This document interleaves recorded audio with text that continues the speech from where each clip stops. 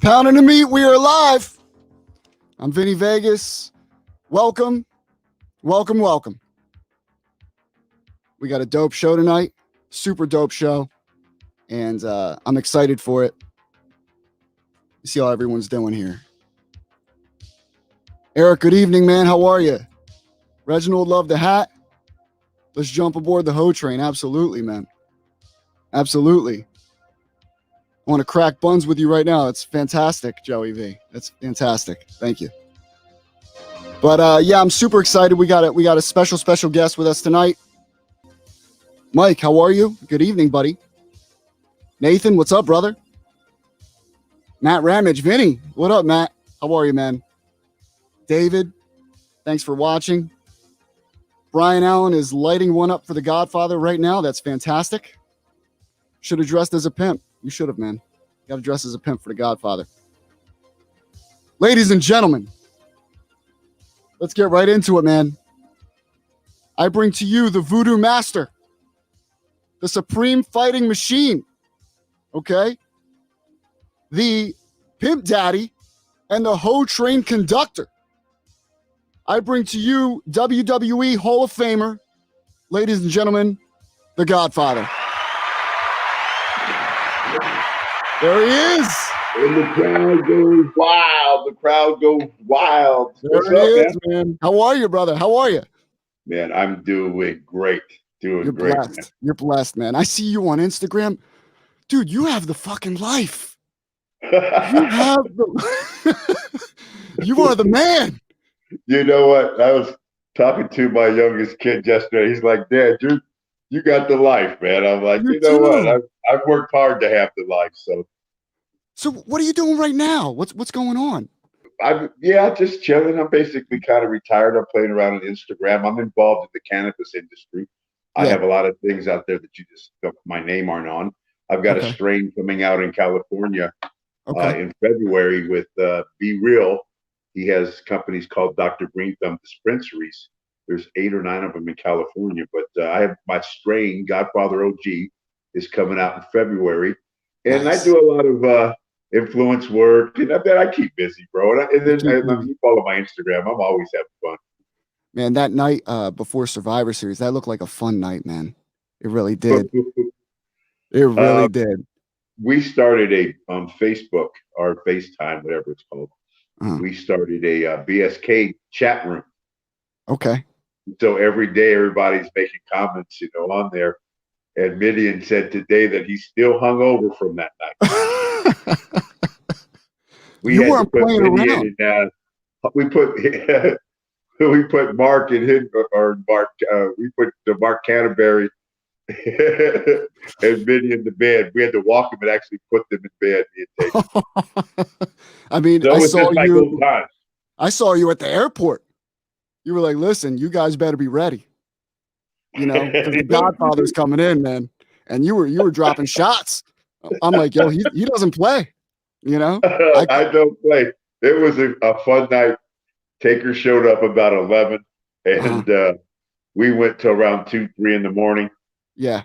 And it was good. And it was so cool to get all of us back together, because a lot of those, I see Taker all the time. I talk to him all the time. Mm-hmm. But a lot of those guys ain't seen him in like 20 years. Oh, wow. That long. Yeah. So, it was cool. It was cool. Just like old times. I talked to his wife the next day. It's like, just like old times. Yeah. You and Mark putting them to bed. I'm like, that was our job. The We two used to big put men. more than BSK. We put the Click and a lot of people to bed. Me and Taker. I can imagine. How's he doing, by the way, after all said and done with the Dude, you farewell? know what? This is the best that I've seen him look in a long time. Really? He's happy. I'm pretty sure. He says he's done wrestling, and he's never actually told me he was done wrestling. Right. So he says he's done, and he's lost some weight. He looks good. He's happy. So good for him. He deserves it. That's awesome. You're looking good too, man. I see you doing them workouts and stuff in the hotel room where you attach this contraption to the door. Those are called TRX straps. As you could tell, I don't lift or anything, but I mean, you don't play. You work out wherever you are. I try, I'm getting older, and I try to stay in somewhat shape. So I try to work out at least 3-4 times a week. And I'm still traveling a lot, man. I'm traveling a lot. So all the hotels, you can't get food in the hotels. You can't work out in the hotels. So, I just made it back from LA. We drove to LA and we have to pack our own food. It's just so many things are closed, man. And you can pull up for a fast food place. It takes 2 hours to get your food because of the wait. And not only that, but has the pandemic, affected everything you're doing, or you're just moving around it? Really? I'm moving around it. The things that I'm doing doesn't involve people. Most of it's virtual. Gotcha. Or private signings and stuff. A lot of virtual stuff. Okay. But I'm not doing anything in front of crowds. Most of that stuff has been canceled. Gotcha. We got a couple comments for you here. Steve Mullen said, "Pimping ain't easy." Man, it ain't never been, Steve. Nathan says it's once again time to board the Ho train. We got Mr. Old School says, "Hey, Vinny and Mr. Wright, hope you're doing well tonight." Man, I'm doing great. Hello. We got Godfather OG. Sativa indica. Man, I'm a sativa guy. Are these different strains? Is that what that is? These different strains here? Okay. Sativa is more of an uplifting high. Indica is more of a relaxing nighttime high. Hybrid's a mix between. If I can find a pure sativa, I would go that way. But it's hard to find these days. If I smoke indicas or sativas, it doesn't make a difference. It affects me the same way. Gotcha. But I prefer sativas. Sativas. Okay. Juan says, "What's up, Godfather?"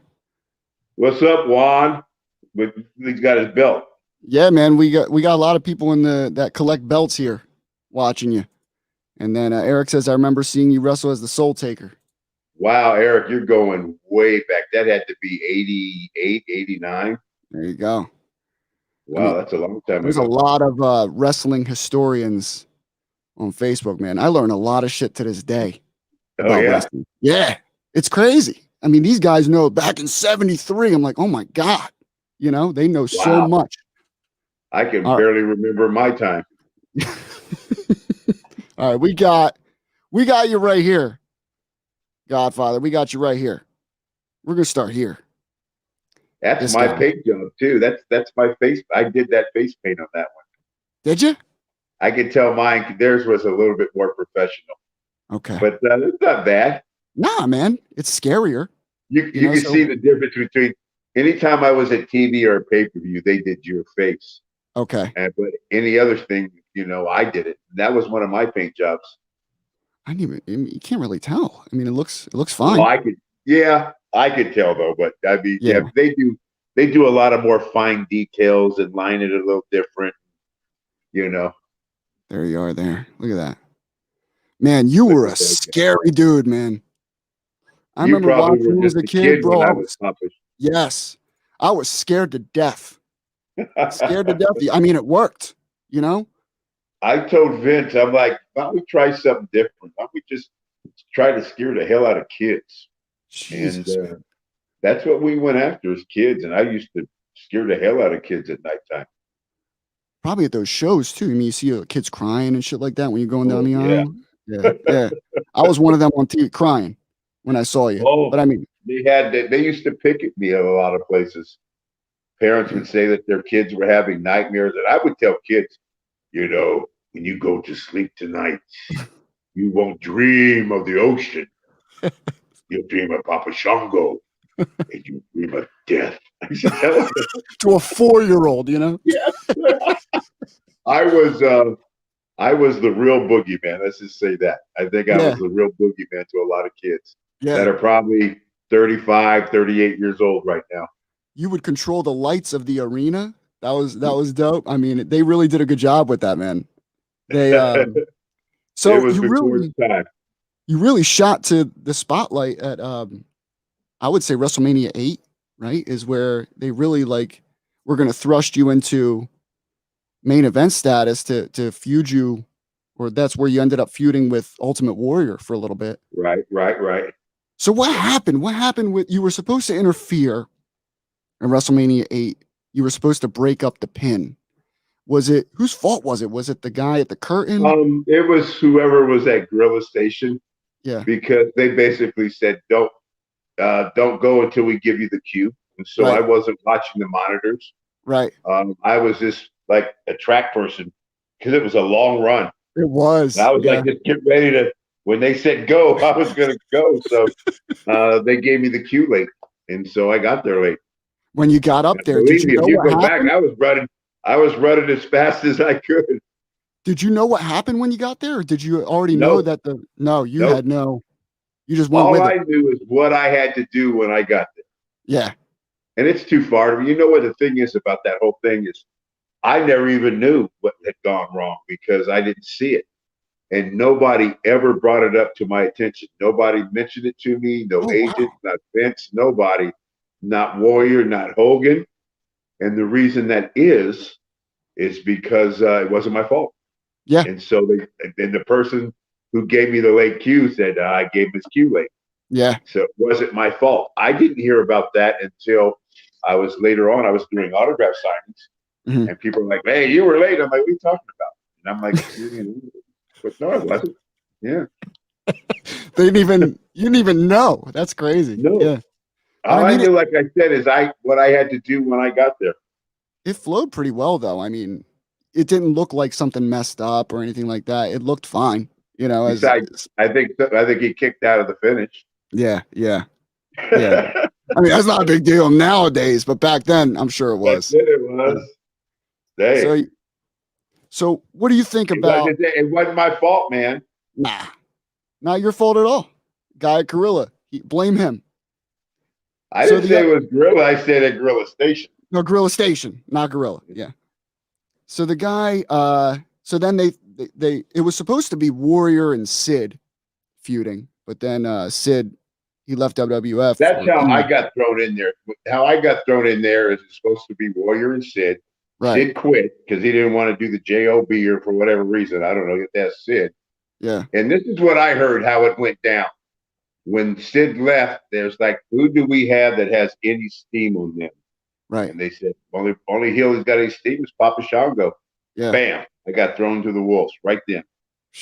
And that's what happened because they were still building my character. Yeah. And I got thrown to the wolves. And that's just part of business, you know. Yeah. It went from Warrior to, Bret Hart to Undertaker to down the line, but it was a good, it is what it is. At least you got to work with some of the greats, But I am not complaining, bro. I bro. am not complaining. I mean, to this day, one of the most memorable things is me making the Ultimate Warrior throw that black ooze up. Yeah. Yeah. And the black ooze and him throwing up. And I mean, to this day, everybody, you made the Ultimate Warrior throw up, Yeah. So You're the only I've one been that did involved it. in a lot of I've been involved in a lot of cool shit, a lot of Yeah. cool stuff. I mean, Nation think of about it. Domination. I mean, just so many cool things. Think about it. You worked with Hogan, Warrior, Taker, The Rock. I mean, Austin. I've worked with everybody. It's crazy. That's an And for amazing most career. of them, most of the guys that you just mentioned, except Hogan, I was there at the start of their careers. Yeah. Yeah. You watch them flourish, and especially The Rock, you literally Oh, watched him go I from didn't even know who he was until I got put into the Nation, and then it wasn't until like the following week that I found out the plans for the Nation. And I had asked Ron Simmons that night. He didn't know what was going on, so it was kind of yeah, weird. But yeah, then we found out the next week. Vince kind of laid out what he was doing, besides a couple of surprises like Ahmed Johnson, and mhm. that was about it. We knew Mark Henry was coming our way too. Okay. So Ahmed Johnson, well, Owen Hart, God rest his soul. Yeah, Owen yeah. Hart was kind of a surprise. Yeah, yeah. He was a surprise I to still don't everybody. know how. I still don't know how they explained why Owen Hart was replaced. And none of us cared. We were just Yeah. we liked Owen. We didn't care why he was in there. Owen was He a was guy. one of the brothers. I mean, it seemed like everybody loved Owen, man. Everyone, Good dude. Yeah. Good dude. He helped me through so much. The first time I went to Japan, he showed me how to use the subway, how to order food, how to get to the dojo. And then when I went to Germany, I was on tour with him for like 6, 7 months out in Germany. Yeah. Same thing. Taught me how to get food, get to the gym, just to get around. Good Yeah. dude, man. I've had a lot of fun with Owen. Was he the ultimate prankster like everyone said he was? Oh yeah, he was a prankster. Was he? I don't ever remember drinking with Owen or Park. I just remember Owen he's just a good dude, man. Yeah. As you can Family tell, guy, I'm loved his smiling. family. Yeah. So after the Papa Shango game, you come back as a Kama, and you had your little thing with Undertaker there, where you melted the Brother, I urn. wrestled Undertaker. Do you know how many caskets I've been in? How many? Tell me. Give me an idea. I've been in caskets as Papa Shango. I've been in caskets as Kama. I've been in caskets as Godfather. I've been in caskets as, man, probably Kama Mustafa's probably been in a casket or two. When I die, man, they ain't put me in no casket. I'm done with that. They'll throw you in an urn, man. Yeah, I don't know about that either. I might get belted down into a chain. Yeah, then so you have that little thing with Taker, but then there was something that I saw. You talked with WCW about being the NWO enforcer, right? After the Kama thing. What happened there? I had worked out a deal. I was basically talking with, I think, Scott and Kevin, and they wanted to bring me in as an enforcer for them. Mm-hmm. And without getting into all the details, basically, I was waiting for somebody to get back to me. I can't think of his name at the time who was running it. He had a weird name. He talked real funny. I can't think of his name, but that's not even important. So I never get a call. I call there. They don't call me back. I'm like, what's going on? Then all of a sudden I'm watching the show and I see Virgil come out as the enforcer, which was probably good because they clowned Virgil out and I wouldn't have let him clown me out like that. So, and then Ron Simmons, I'm not going to get into that either, but Ron Simmons told me that wasn't the place for me to go. Yeah. Yeah. Looking back, of course, I'd probably have a hard time there. And the way that I am and quick to hit that I am, that I'd be better off staying where I was. Like you told me earlier. Cool because I became the Godfather. It's about you having fun too. You know what I mean? Like you want to make sure you're having a good time. Wrestling wasn't your life. It wasn't your everything. So, dude, I didn't even watch wrestling when I was a kid. You know what I watched? What'd you watch? Roller derby. Did you? Really? In the Bay Area in the late in the 70s and mostly in the 70s, roller derby was much bigger than wrestling. Much bigger. I mean, wrestling would draw a little bit. Roller derby, would draw. Would be a sold house. Yeah. So that was a big thing in the 70s. Is roller derby. That's what I was more into. I kind of just fell into wrestling, not knowing anything about wrestling. I knew a couple names. I knew Haystack Calhoun's, Ray the Crippler Stevens. Rocky Johnson was one of the few black guys back then, so I knew who he was. Right. I think he was Soul Man Rocky Johnson. Right. So I knew a few names, but I knew more roller derby names. Roller derby. Now, I just had Virgil on a couple weeks ago. All right. You survived Godfather. it? I survived it. Yes. Okay. Godfather. But I do have a couple questions. All right. I need confirmation here. All right. And what better confirmation than from the Godfather himself? Virgil claims, well, he did claim that he had the biggest breadstick in wrestling. All right. Then he retracted it and he's the second biggest because of Andre the Giant, which is believable, but let's take Andre out of it because that's just not fair. Right. That's not fair at all. He said he's the biggest. He said you could take 2 Olive Garden breadsticks, put them together. That's about the width. And then his length is about 13, 14 inches. All right. Is there any confirmation you can give to this statement? Virgil, not that I shouldn't be talking about Virgil's breadstick, but Virgil's probably because nobody ever brings this up, so he must have forgot this. Mm-hmm. Virgil, biggest claim to fame is his breadstick, which is as big as he probably tells you it is. But this is why he never brings this up. So because I don't remember Virgil drinking. I don't think Virgil drinks or ever drank. If he did, I don't remember. I know he don't smoke. And I don't. He told me he doesn't even drink coffee. Yeah, I don't think he drinks. And so that's why I'm surprised he doesn't remember this as much as I used to drink. I remember it. But somehow one night we ended up in a room with the same girl or two girls. I don't remember. Mm-hmm. But I had to witness Virgil having sex with this girl. It was one girl. I remember that. It was one girl. Because when Virgil was done, Virgil was like, "It's your turn." I'm like, "Dude, what am I going to do with that now?" I mean, come on. I'd fall in. So he never tells that story, but because he calls me Papa half the time. Right. You know what, Papa? You know what, Papa? Tell him, Papa. You see it, Papa. Tell him, Papa. Because everybody used to say he couldn't get that breadstick hard, but he did. I seen it. Poor girl, man. It was.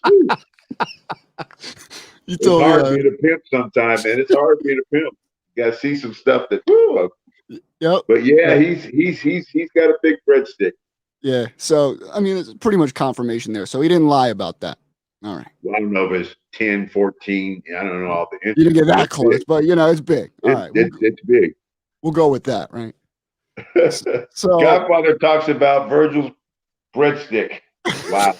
Now excuse me, but I'm gonna have to gargle a shot here. That's you know what? Godfather, cheers. Cheers. Cheers. Cheers. Kurt Hennig. That's it. Oh. Virgil. Oh, Virgil. Good old Virgil, man. Good old Virgil. He was a fun time, man. He's a good dude. He's a good guy. He really is. So you come back as Kama Mustafa. All right. And Nation of Domination. Right. And man, dude. Now, I was gonna ask you about Nation of Domination.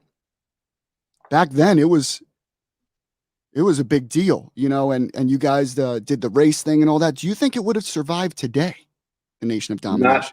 Not in the form that it was. I don't think you could survive it. It'd just be too much. Yeah. I think what they're doing, I think it's called the Hurt Business. Yes.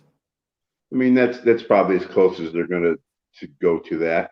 Yeah. But more importantly, I think if they did do something like that, they'd be baby faces. They wouldn't be heels like we were. People hated us. Yeah. I mean, they hated us. We loved it. But you guys were awesome, man. I loved the Nation of Domination. I loved it. We are the Nation. Come out with the fist. You ever think the Nation? You think the Nation will ever get in the Hall of Fame? They better. They absolutely better. Well, they'd have to figure out what to do with The Rock.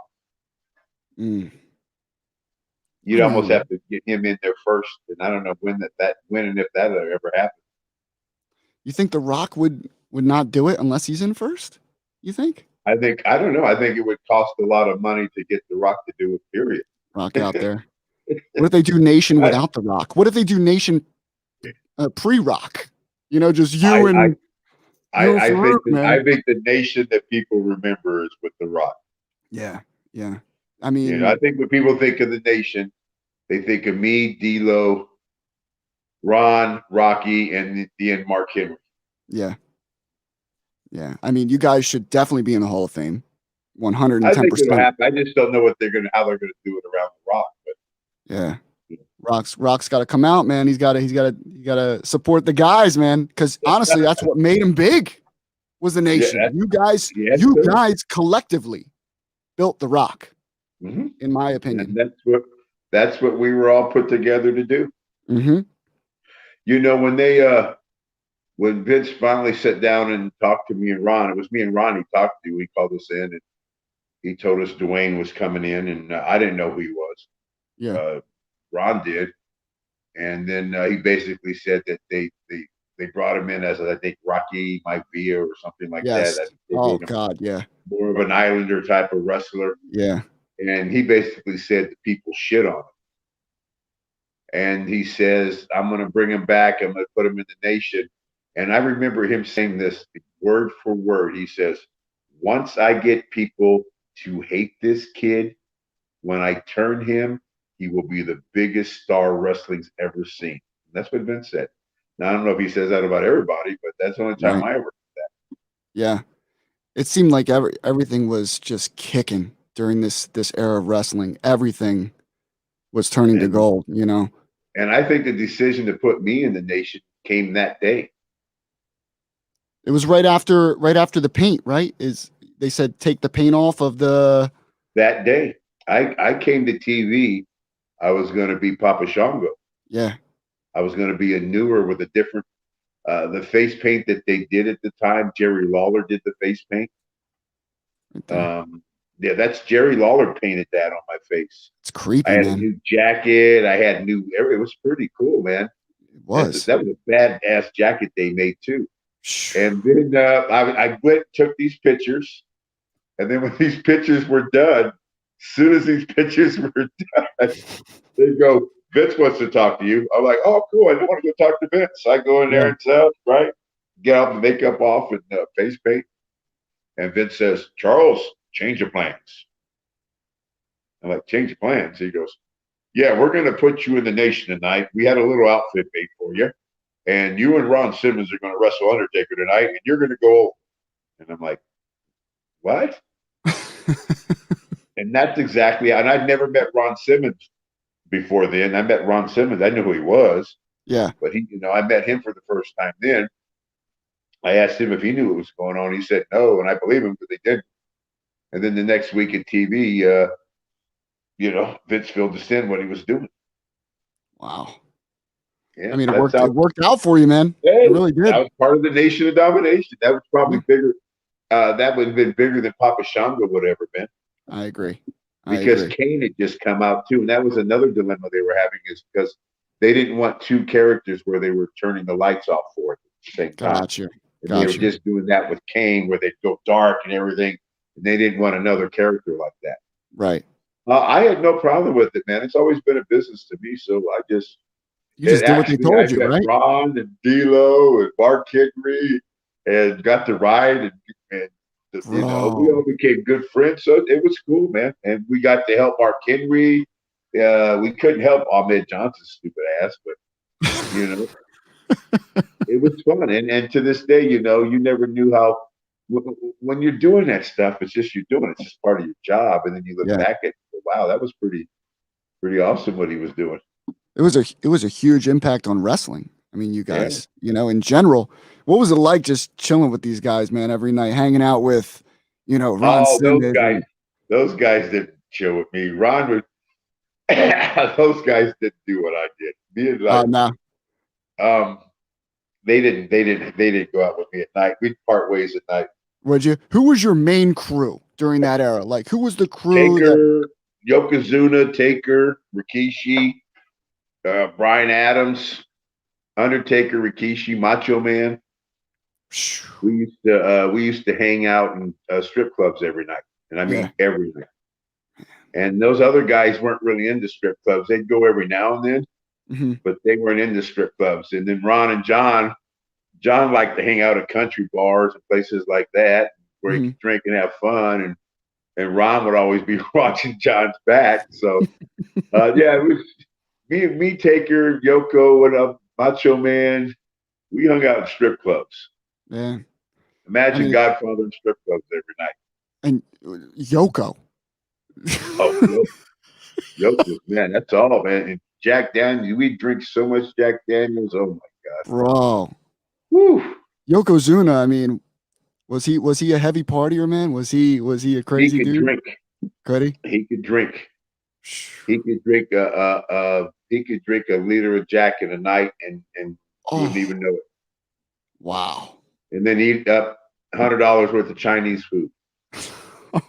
He used to love shrimp and lobster sauce, man. Yoke was a good dude, man. It was so cool to be able to hang out with Yoke, man, be his It's friend, crazy. drive around with him. He was a cool dude. It's wild that it seems like all these guys are just going, one by one so quick, man. I was looking at some old European programs back when SummerSlam. We used to do those European tours, and I would go through and go, "Wow, dead, dead, dead, dead." I mean, half the people are gone. And I'm like, wow, more than half the people that were on there are gone. More than half are not with us anymore. Yeah. You know, I'll go back and watch some of these old Survivor series, right? And both teams are gone. They're not here with us. I mean, I just think, Mr. Perfect, Macho Man, Vader, Boss Man, that just keeps going and going and going, and it's just crazy. Like, wow. And we just lost Zeus. Just lost Zeus, man. Tiny. Yeah. My goodness. It's crazy, and that's part of life. It is, bro. I'm just thankful that I'm blessed and doing well. But you got a lot of life left, man. I see you. You're healthy. You're tossing discs. Where are you throwing discs? I play frisbee disc golf. Man. Look at you, man. Okay. Believe me, I stay out there, man. I have a lot of fun. You do. So now you turn into the Godfather, which is your most famous, most popular character. And man, you did that well. You really did. The pimp daddy of wrestling. That's because it was me just being me. Just being you, yeah. And you look like you were having fun. Unscripted. I was never scripted. They might tell me to hit a certain focus point or a town or something, but I was never scripted. They had no idea what I was going to say. Wow. Was there ever a time where you went out there and you just blurted some shit and you went back and you got yelled at for what you said? Never. Nope. Wow. I got laughed at one time. One time I was in, and they still hate, to this day, they still hate on me. We were doing a double shot where you did Philadelphia in the afternoon and then you did Pittsburgh at night. Okay. Right? And so I'm in Philadelphia and I'm like, I used to start every show by saying, "What's up?" And I'd say the town, right? So I'm in Philadelphia and I go, "What's up, Pittsburgh?" And they turn on me, man. They all start booing me and shit. And then I go, "All right, I'm sorry. I'm just joking. I'm high and shit." They kind of laugh, but I'm like, "I'm high. Give me a break. Shit. You smoke what weed, you'd be making mistakes, And they kind of went, that time they laughed at me. But no, man. I had carte blanche to do whatever I'd say, whatever I wanted to say. I was not, there was no rings on me at all. At all. Wow. I could say whatever I wanted to say. And I did. Man, wrestling misses that now, man. Wrestling misses that. Who was worse than me was Val Venus. Oh my goodness. He used to say some bro.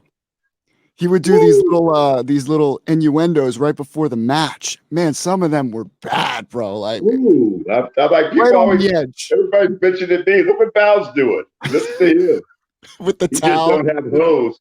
I was calling them hoes and talking about smoking weed and stuff. Well, okay, maybe I was.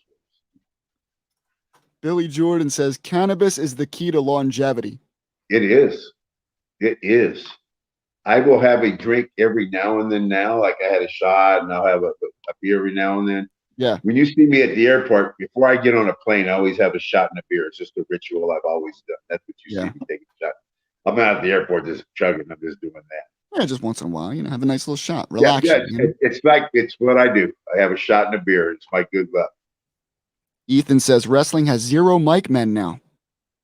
I can't disagree with him. Not like you guys. You guys were on the you were real. Okay, your characters were real to us. Now I don't know if that's more, because there was more kayfabe then. There was a lack of social media then because social media killed kayfabe in my opinion. It killed characters. Oh, yeah.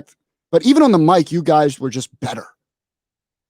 I don't know what to say. Probably because we weren't scripted. Yeah. And now the matches are scripted. Mm-hmm. It's like everything's scripted now. And it wasn't so scripted. It was more just being yourselves. Mm-hmm. Nowhere, like when I show up at these events now with the WWE, it's just so scripted. And before, when I was there, it was more of a family.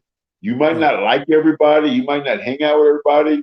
But if this one got in a fight in a bar, I'd be there watching his back. Yeah.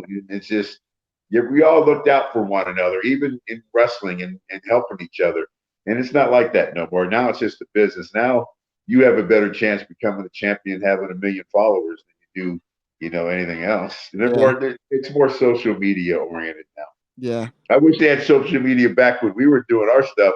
I would have had 10 trillion followers following me. Oh my God. All hoes following you. That's it. Now the hoe train. All right. The hoe train. Where did you find these women? Where'd you get first, at the beginning, what people don't know is I did that maybe a month or two before we put it on TV. I was working on it in the house shows, and we didn't have any girls. Gotcha. We were doing it without girls. I was just saying, in the back, in a limo right now, waiting for you. Okay. That would be part of my offer. And we went to TV, and Vince had heard about it. He goes, well, I think this might have some legs to it. So he goes, you think you can find yourself some girls? I'm like, Vince, joking? You can find girls? So me and Taker and the Harris boys, they were part of a biker group, Ron and Don Harris. We went to the probably the strip club that we were at the night before, or we're going to that night. Mm-hmm. Got some girls, put them on TV, and it was such a big hit after the first time that I put those girls on TV. It just took off, man. And I mean, it took off right away. It got over, like overnight, it got over. Yeah. You guys had a pop, man. When those girls came out and you came out, spitting your game and doing your dance, crowd went nuts. I was going back watching some of the clips. I saw the one you posted with Kurt Angle with the condom. Yeah. We used to do some great stuff. I posted one today with Lord Regal.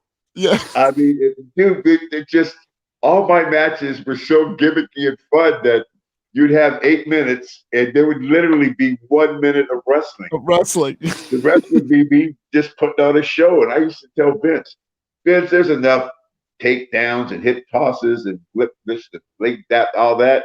Let me entertain them. I'm like, I just want to entertain them. And that's what I did. I went out to just entertain the people, just have fun. And so the gimmick was just entertaining. Dyla says, hey guys, wrestling has never been as entertaining and hoes have never had it better than the Godfather era. I'm telling you, them hoes had it good. They did. And you know what? I watch those clips and I still, to this day, I literally laugh. It's an organic laughter. It's not forced. It is really entertaining stuff. My wife she says that I am happiest when I'm watching myself and laughing.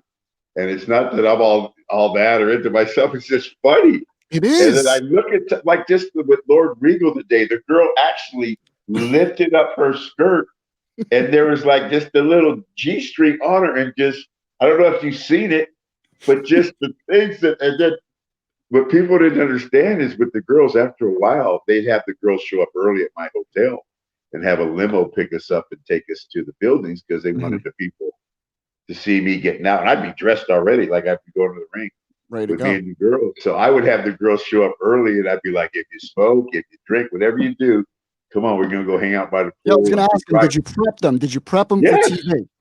Oh, those girls, because a lot of times the girls there'd be 13, 14, 17,000 people in these buildings. Yeah. And they'd get out there and freeze with all the stuff. So I'd get them lit before, man. I'd get them right. You get them the drinks. Okay. Oh, and they're plus they're strippers. So once you get them drinking and partying, they're strippers. And one thing I know in this world is I know the mentality of a stripper. I've been dealing with them 1980. Yeah. And that it's just so funny that I get out of the stripper topless entertainment game and I become a pimp and wrestler. You become a pimp. Because that's why they're like, dude, just be yourself. You know these girls, you know how to talk to these girls, you know how to get these girls to do all this stuff on TV where we don't have to do it. Yeah. Just be yourself. And we won't script you and nothing, and just be yourself. And then and that's what I did. I was just out there. I wouldn't know what I was going to say until I went out there. That's it. They would know. I would say, okay, at the end, you do this and we'll start the match. But I said, other than that, I don't know what I'm going to say. And they would have no idea what I would say to them. until I got out there, and I wouldn't know. That's why you guys were the best, man. For real. Like his was just off the top. I might be at home and come up with something like, I'm going to say something about she'll lick you from the rooter to the tutor. I would come up with stuff like that, fit it in. But I would come up with stupid, I would talk about this girl will toss your salad. One time I was wrestling Val, I told her, she'll do this, she'll toss your salad. And people had no idea what I was saying. Gianni says, Godfather be pimping hoes nationwide.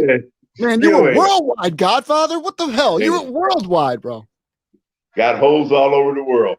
That's it. But see, now it's the smoke train. It's not the hoe train, though. It's the smoke train now. Smoke train. Billy Jordan says, my ex-wife hated the hoe train. Laughing. I bet she did. I bet she did. Because she seen the look on your face, Billy, when you were watching the show. Dude. And then, all right. So you're getting these hoes every night. Okay. And they're all different. Different personalities, different looks, different colored dresses. I mean, it's something fresh. How many times did you fuck up, Godfather? How many times did the prepping go too far? What, like hit them hoes? Oh, yeah, hit the hoes. No, man, I didn't mess with them hoes. Never? Never. No, never messed with them. By that time, I was so I gotta give you a cheer for that one, man. Wow. By that time, man, I mean, I'm just saying, we've gone through hundreds of girls, man. I mean, hundreds. And at that point in my life, I was done. I was more to the point where, like, man, if I mess with this hoe, she can mess up my life so much. She can mess me up more than she gonna make me happy. Yeah. So I got married, and my wife's birthday's tomorrow too. I got married 20 years ago, and in 20 years, I cheated on her one time. But I did. I'm not even gonna get into that. The hoes did get hit, but not by me. My deal with the hoes was, I had an unwritten rule with, I'm not going to say who, but I had an unwritten rule that I would not fly with cannabis. I would not get on airplanes with cannabis because they didn't want that type of heat. So my deal with the hoes was I used to tell them, because after they did it one time, they'd be so happy and have so much fun that they'd want to do it again. Yeah. And so I said, listen, next time we're in town, just show up down here. Just say you want a Godfather's hoes. I'll vouch for you. This is what I want. I said, I want you to tell your girlfriend, your boyfriend, whoever the hell you got, that Godfather needs a half an ounce of the best weed you can find. And I said, I should tell him just like this. I said, your boyfriend or your girlfriend will be so happy you ain't sucking my nuts. I said, that they're going to give me some good shit. And that's what I used to tell them. And just like you'd laugh, they would laugh. Yeah. And then next time I came in town and the girls would come to my hotel, they'd be like, here you go, Godfather. You should do that. I'd be out there, and it was so weird. People at the hotels would just let me smoke. So I'd be out the pool just hanging out. Drinking. I'd have them get going. I'd have them running around the pool topless. And oh, my goodness. Dude, I'm telling you. You were living the character. It's not a character. I keep telling people that. You were being yourself. Just being myself. That's incredible. Hey, that's amazing. Anybody from that era that Virgil really didn't hang out with me, but anybody from that era would be like, oh, that motherfucker. Whoa. Man, that's like I posted that thing with Undertaker not too long ago where I tell Undertaker, I know you, and I know you like hoes. And he almost broke character. He's like, we got a little bit of time left, but there's a couple things I want to talk about with you, Godfather. Owen, like you said, he's a great dude. He was awesome. Everyone loved Owen Hart. And what a talent he was too. Incredible talent. That night, over the edge, you're supposed to face the Blue Blazer. You were supposed to lose the title to him that night, right? Was that supposed to happen? Yes, him and he was bringing out a new little sidekick. It was like a mini Blue Meanie. I forget. It was a little small person. It was some type. I forget what his name was, but he was going to have a little sidekick. Yeah, it was dressed just like him, but it was a small person. I forget what his name was going to be, but yeah, I got to hang out with him all day that day. We talked about our match. I watched him rehearse the thing. Yeah, and yeah, just a sad day. Sad day. Was the so you're back there getting ready to come out, I guess, and then this happens. What what went through your mind going through all this? Well, as far as I can remember, my wife seems to remember more than I did because I guess I Okay. called her right after it happened. Yeah. I just remember, being behind that gorilla, being behind the curtain, Yeah. and they were getting ready to introduce Owen. So I was pumping the girls up. Okay, I always the way I would ever say to the girls, we're gonna do this. Don't worry if you mess up. If you do this, don't worry, Yeah. I'll cover it. Have fun. And then all of a sudden, I don't know who it was. If it was Bruce Pritchard or who was sitting at gorilla. I think Bruce Pritchard and somebody else was there. And they said Owen fell. And I'm like, Owen fell. Yeah. They go, Owen fell. Owen fell. I'm like, Owen fell. Owen fell from the roof. And then all I can remember from that point is when they wheeled Owen on the gurney, he was blue, like your shirt blue. And that's really all I remember. My wife says that I was crying, that I was saying some stuff that I'm not going to repeat right now, but I was saying some stuff, and I don't remember any of that. And then I remember that I think the next day we had TV and they put some matches together, and Vince basically said, hey, if you guys want to wrestle, wrestle. If you don't feel like wrestling, don't wrestle, but I'm going to put these matches together. Yeah. And there was not even no finishes to the matches. He's like, if you guys want to do something, if whatever you want to do it. If not, don't do it. Right. So I think I was wrestling Road Dogg that night. And we said our little thing, and we didn't wrestle. We just went out there and said our little piece to Owen and left. Man, it was still to this day, it's still shocking, to think about it. How he just fell from the ceiling. It's crazy. But you are now a WWE Hall of Famer. Yes, sir. You got the ring. When did you get that call? Who made the call to you that you're going to be in the Hall of Fame? I was heading somewhere, and Mark Carano called me. And he's like, you all set, Papa? And I'm like, WrestleMania? I'm like, yeah, because I've been going to WrestleManias for the last 10, 12 years. Maybe not 12 years, maybe 10 years. And so I'm like, yeah, I'm all set, bro. He's like, well, who are you bringing? I'm like, who am I bringing? I'm bringing my wife like always. Who else do you want me to bring? He goes, yeah. Well, why don't you bring your whole family this time? I'm like, well, why would I bring my whole family, Mark? He goes, because Vince is putting you in the Hall of Fame this year. And so that's how the call went, just like that. How'd that feel, man? I was like, you're joking, right? They're going to put a pimp in the Hall of Fame. I'm like, they're going to put up a new category. You have a red light hall, this red light district, like you're joking, right? He goes, no, you're really gonna put a pimp in the Hall of Fame. I'm like, well, okay, well, you might as well. Now, did they have like a Hall of Fame party that night? Like, did you get together with all the members and no, nothing like that? Nothing like that. Nothing like that. People, dude, I'm usually, unless you got something for me to do, I'm asleep by 8:30, 9 at night. I'm asleep. Yeah. I'm not living that late lifestyle anymore. Yeah. But I get up early in the morning. I'm 3:30 in the morning. I'm up. And gotcha. So, no, I think me and my wife had dinner, just hung out, nothing just crazy. Had a good night. Just had a good night. That was it. All the craziness was back in the 90s. Yeah. I was gonna ask you, all right, in the 90s, you guys are running wild. What was the most amount of drugs in your system? At like the peak of drug. Yeah. At one time, this is before I didn't start smoking cannabis until I was 27 years old. I was Papa Shango. Okay. So when I got to the WWE, I've never smoked cannabis in my life. Gotcha. I've never been a steroid person. I've never had that body. I'm just a big dude. Right now I'm probably 295. I've never been a steroid person. I got involved with a lot of pills, somas, Vicodins, Percocets, Placidils, Halcyons. There's some more. And I got involved with those and drinking for a minute. Excuse me. One day I was getting a divorce, and it was the end of Papa Shango, and I was getting a divorce.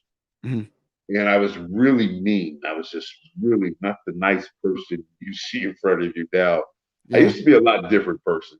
I used to be a biker type, really mean person. Got you.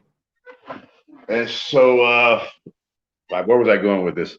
And so I started thinking of that mean person. It changes my thing. Where were we going with this? About the. You were saying you were. So you anyway, were with Papa Shango. I tried.